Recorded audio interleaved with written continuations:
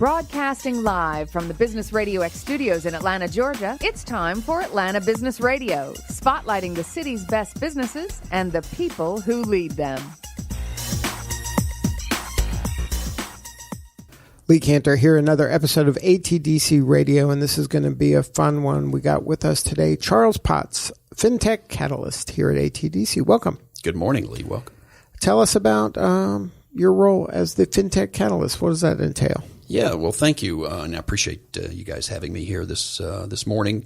The FinTech Catalyst is really here at ATDC designed to help startup companies who specialize in the financial services, financial technology space really grow, as we say, accelerate, and then hopefully mature and move on to being strong, viable companies.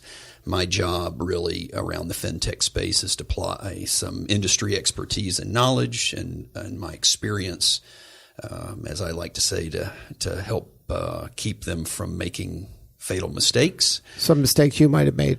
You have some scar tissue, I would imagine. I have a lot of that. I have a lot of that. So, yes, we find here at ATDC really the better we can apply some industry knowledge and expertise, the more efficient and effective great entrepreneurs with startup ideas are going to be at executing and being successful. And I would imagine because this is such a kind of regulated and complex industry, there's a lot of landmines there. There are a lot of landmines. People don't know what they don't know. Yeah, there's a lot of third rails you don't want them to touch. And having a Sherpa to help you through this can really save you a lot of pain. Yeah, we see this in a lot of industries, and especially highly regulated industries like financial services, financial technology, where if you can just point people in the right direction, you can shortcut a lot of the pain and challenges they have in execution. So now tell us about the Atlanta fintech ecosystem. Are you bullish, bearish, nervous, happy, excited? Well, I have to tell you, I have a long experience here coming out of banking. I started as a banker, woke up one day while I was working my way through school and was heavily involved. I was the young guy, for some of your listeners, hey, let Mikey try it kind of guy. Since I was the young, I could play with the technology. And we've always had a very vibrant and robust technology community around financial services here, going back to the late 70s, early 80s. And what has evolved has been some really profound global players whose sheer presence alone creates this kind of gravity that attracts other players, other startups, other ideas who want to participate in the marketplace.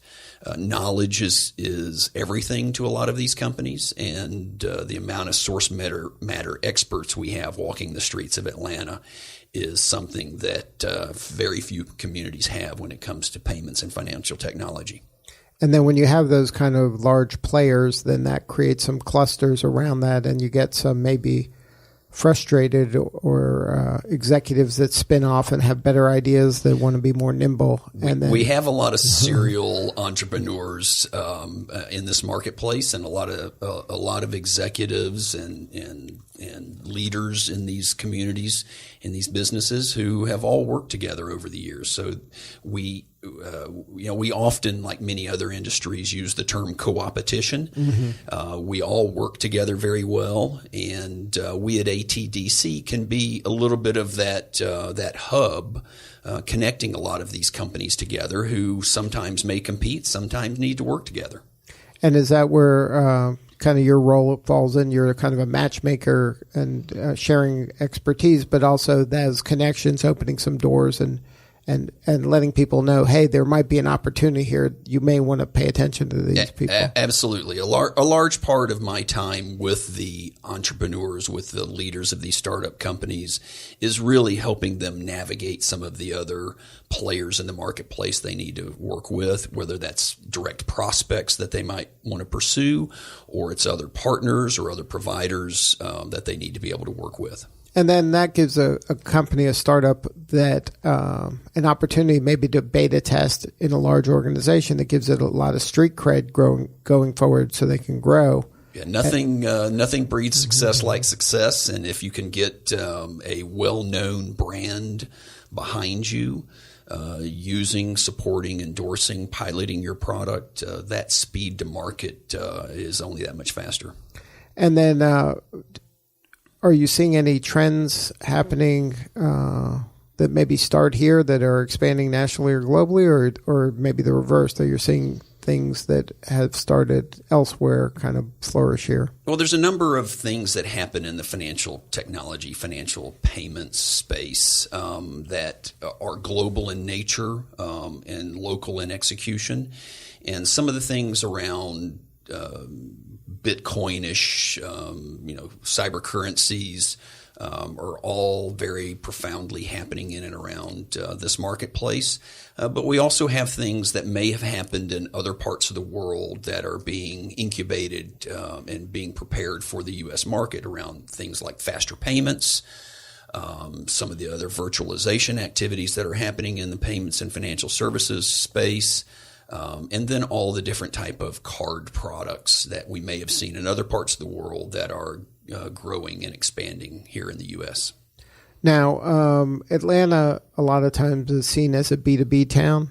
Is there a B2C play also through FinTech that you're seeing? Yeah, it's kind of interesting. Most FinTech solutions may be sold B2B, but they're sell to and through type strategies. The ultimate end users for a lot of these FinTech solutions are actually consumers, but your distribution channel, your primary customer, may be the actual business itself that supports those downstream customers. So that understanding of that ecosystem and that set of strategies that goes along with building, deploying, and supporting technology into that space is keenly evident with a lot of the companies here in the Atlanta marketplace.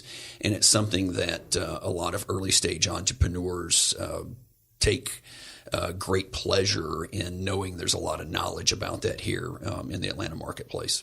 Now, are you spending more of your time personally in helping them with technology challenges or in this kind of networking marketing opportunity challenges? Yeah, I mean, less so the technology. I mean, there's a wealth of technology resources here at Georgia Tech and through the ATDC organization that we can pull in to help solve any kind of native technology problem a startup may have. But the coaching and mentoring of the startup and really the execution strategy and growth strategy is really the big role that the Catalyst play. We tend to be the shoulder to lean on or cry on if necessary. And my job is to help them find the resources they need to help be successful. Now, is that something that is, does the young entrepreneur really understand that, or do they think that it's the technology is the answer and that's the only thing that people are going to care about? And you're saying kind of some of the important stuff are the relationships and the navigating and stuff like that. In the end, in all businesses, relationships matter. I mean, people want to do business with people. And the technology may get you in the door. It may be the differentiator. It may actually be the secret to your success as a company. But in the end, you've got to understand the relationships that you've got to nurture, grow, and facilitate in order to have successful companies. Now, can you share maybe some stories or some tips for that young person to help them kind of maybe be better at those skills? Well, probably the first thing that many of us have learned all over again many, many times with the School of Hard Knocks is don't fall in love with your technology. Understand that, other people may, quote unquote, find your baby ugly, and you got to figure out why that is. And those are important early hard lessons to help support and facilitate with the entrepreneur. Second is really understanding the buying behavior of your prospect customer. What motivates them to buy? Those things oftentimes are difficult to understand. One of the things many of us learn early on in a variety of industries, in financial services and quote unquote banking, is no is an easy answer. No is the first answer. As a banker, you're told to say no. You're in the risk avoidance business, so no is the default position. So even though, like, intellectually it sounds like a good idea, but they don't want to risk political capital. Absolutely. They don't want to be wrong. Like, Exactly. there's a lot of reasons to say no that aren't kind of obvious and don't make sense a lot of times to the entrepreneur because your solution's so good and it's so elegant and it solves so many problems. Absolutely. The entrepreneur that fails to understand the real buying behavior is going to be challenged, and especially in the financial services banking space. If you've got somebody who's selling to banks, you just have to understand they're trained to be fiduciaries. They're trained to minimize risk, avoid. And new in their mind is risk. New is always risk. New is always risk. So those are important and hard lessons, but they're lessons that can be taught. Now, what about how do you help them deal with all the regulation? That not only is a regulation a moving target, that politically it depends who's in charge. The regulations can change dramatically, and then you layer on international issues. And then, the world is flat issues, that everything is international nowadays. Yep. So how do you help them kind of navigate those waters? Well, that's knowledge. That's knowing where to go, knowing who to talk to. We have, a wealth of expertise available to us here at ATDC and in the Atlanta marketplace. A lot of times it's understanding what the solution service application is designed to do and making sure that we're pursuing the right set of regulatory guidance and oversight to evaluate its impact on the business. There are some things that are global in nature that apply to all businesses nowadays. There are some things that are territorial, geographically different, vary by country, vary by state, and helping the entrepreneur understand how to disseminate that information and then find the right amount of expertise to apply and solve those problems. Now, where are you seeing blockchain play into all of this? Well, blockchain is, all kind of blockchain, cyber currency technologies are clearly still important. They're still somewhat in their newness and their early stages in terms of applicability. But there are also some watershed things that are being done out there that a lot of entrepreneurs can learn from, and again, part of the opportunity for us here as Catalyst is helping match what the problem the entrepreneur is trying to solve with solutions or referenceability out there that can help them overcome any challenges they have. Now, from a consumer standpoint, how is the consumer going to see, like, what's coming up, some differences that might be different way of kind of experiencing? Yeah, ultimately, and this is something I think a lot of us in the marketplace tend to see about financial technology and payments in general, is payments is oftentimes the glue that sews together or sticks together a lot of different market solutions, whether it's buying and selling of goods and services, borrowing, lending, supporting those kinds of transactions. You could be in the automobile industry and you still got payments applications. You could be in the retail industry and have payments applications. Right? You got to get paid. Exactly. Right? So money has to change hands. That's right. So the movement of money is critically important. There's a lot of that underlying plumbing infrastructure, rails, that is being improved. New rails are being built. New channels are being explored. And from the consumer's perspective, ultimately what we're all looking for is ease of use. Right? How efficient is it for me to do something I want to do? Buy that cup of coffee, buy that new car, pay my bills, invest, save, all of those things that may be desired opportunities for the consumer, and making it an easier frictionless experience is where a lot of fintech companies have great opportunities to be successful. Now, how do you see this kind of the robo investment and things like that, where a lot of young people are gravitating towards, I don't want to do, we were talking about relationships and humans are important, but a lot of young people are like, I don't want to deal with any humans at all. I want this to be on my terms, when I want, where I want. I think that's just the general nature of the evolution of all services, and that is self-service, right? The more we as individuals can do ourselves, the more I have available to me at my fingertips, the better my quality of life seems to be. And when it comes to investing and saving and things like robo-advisory technologies and those types of platforms, that's part of this evolution of giving more autonomy and self-control to the consumer.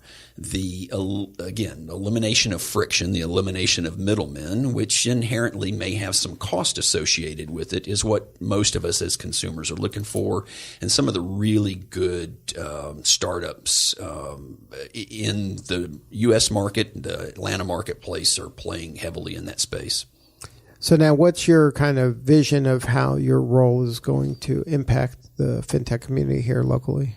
I think we still have an opportunity to grow our brand as a community, both domestically and internationally. I think I believe there is still a lot of greenfield opportunity for us to be a magnet to draw more entrepreneurs and more ideas here to Atlanta to help incubate and grow those ideas. There is a wealth of talent here.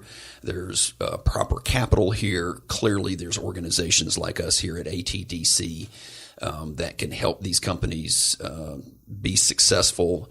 And I think one of the things that we can do, and I can do specifically, is continue to shine the light on the excellence that's happening here and attract some more outside talent and opportunities to come here and work with us at ATDC.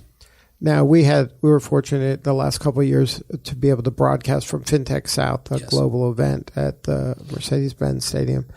And I had the opportunity to interview a lot of international companies, and I was asking them, what was it like? So you're in your country, and you're like, I'm going to America for this big conference. And they're like, oh, my God, going to America, that's fantastic. And then you go, I'm going to Atlanta. And then it's like, huh? Like, that's not, doesn't roll off the tongue in some of these countries as the hub of fintech. Well, it's kind of interesting. I mean, it is the quiet secret.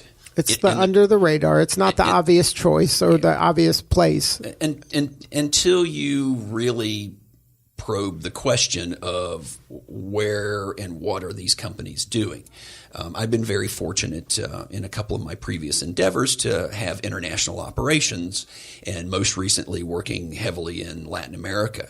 And I can tell you, some of our most valuable companies here in Atlanta do a great job of helping us promote what we're doing here. Obviously, the Deltas, the Coca-Colas, the UPSs, joint ventures with Georgia Tech have made the awareness of what's happening in Atlanta very obvious to a lot of people in global capitals around the world. So we do see a lot of people coming to Atlanta looking at the fintech technology, working with these companies that are here. I mean, let's face it, some of these companies are major global brands with major presence in a lot of these marketplaces, and people are getting on planes and coming every day here to Atlanta to learn and take advantage of the knowledge and expertise we're creating here.